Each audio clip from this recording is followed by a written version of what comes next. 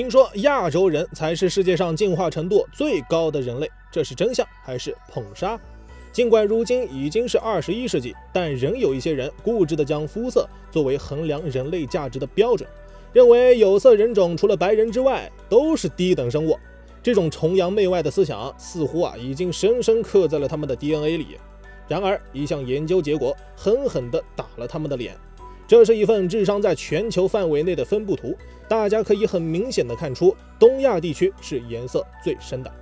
东亚人真的是世界上智商最高的人群吗？既然人类都是由猿猴进化而来，为何全世界人类的肤色却大不相同呢？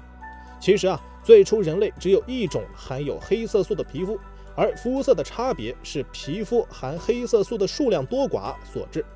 简单来说，如果你的皮肤黑色素相对较少，你可能会被归类为白种人；如果黑色素较多，你可能属于棕色人种或黑人；而如果黑色素的数量适中，那你就是黄种人。这种肤色的差异起源于地球各个地区的自然环境的不同。为了更好地适应当地的气候、光照和其他自然条件，人类自然而然在进化过程中逐渐适应并演化出各种不同的生理特征。如果我们观察不同肤色的人种分布，就会发现，在高纬度的寒地带区，如北欧地区是白种人的居住地，那是因为这里阳光辐射相对较弱，气温较低，白种人的皮肤相对较白，这样可以更有效地吸收稀薄的阳光，合成足够的维生素 D， 以满足身体的需要。相反，在靠近赤道的热带地区，阳光辐射非常强烈，气温较高，这些地区主要居住着黑人，他们的皮肤富含黑色素，可以更好地抵御紫外线的伤害，有效地防止晒伤和皮肤癌等问题。而黄种人则分布在两者之间的温带地区，代表性的国家有中国、日本、韩国、越南等。他们的皮肤颜色介于白种人和黑人之间，能够适应相对较弱的阳光辐射和较温和的气候条件。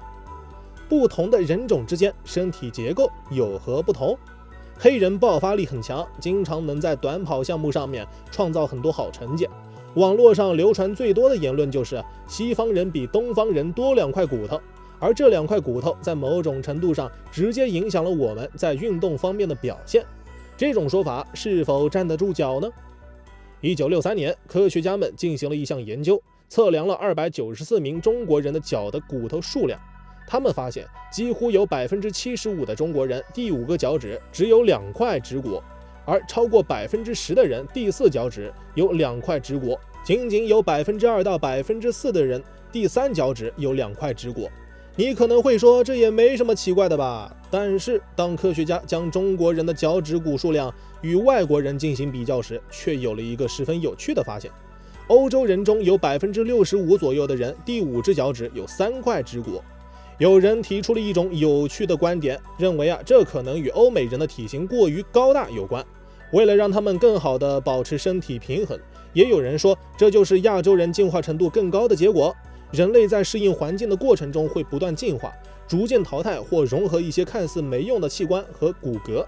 与此相比，黑人通常拥有更为强壮的骨骼和肌肉，所以他们才能在一些运动项目中取得更亮眼的成绩。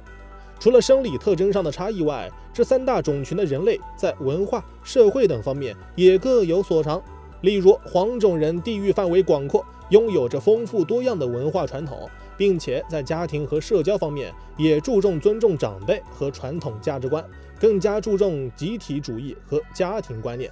白种人和黑种人则更注重个人主义和独立性。黑种人的音乐和艺术在全球范围内都具有显著的影响力，尤其是蓝调、爵士和节奏布鲁斯等音乐风格，他们的艺术作品通常富有独特的民族风情。从全球范围智商分布图来看，好像亚洲人的智力普遍更高一点，社会上也有许多不同的声音。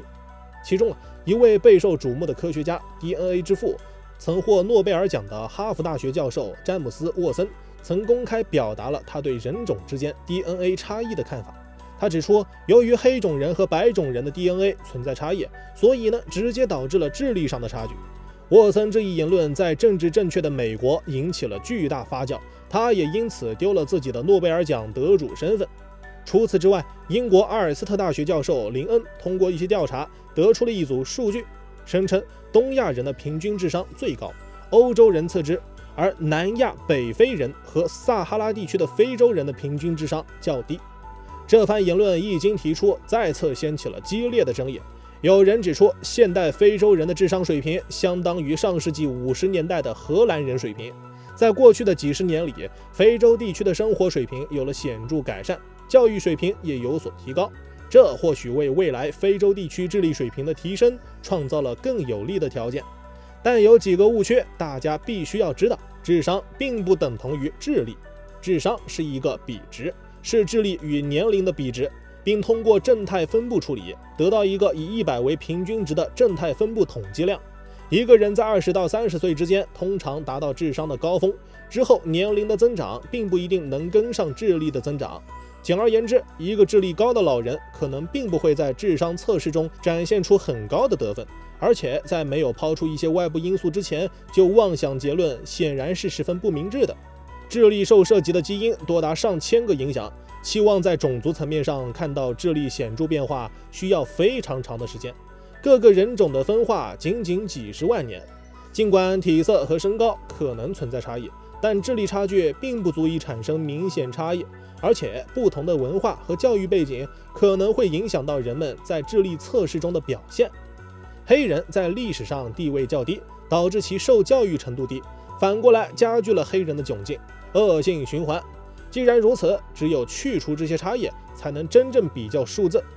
在进行智力测试时，我们根本无法将所有人拉在同一纬度中。人们的智力表现是由遗传基因和环境共同塑造的复杂结果。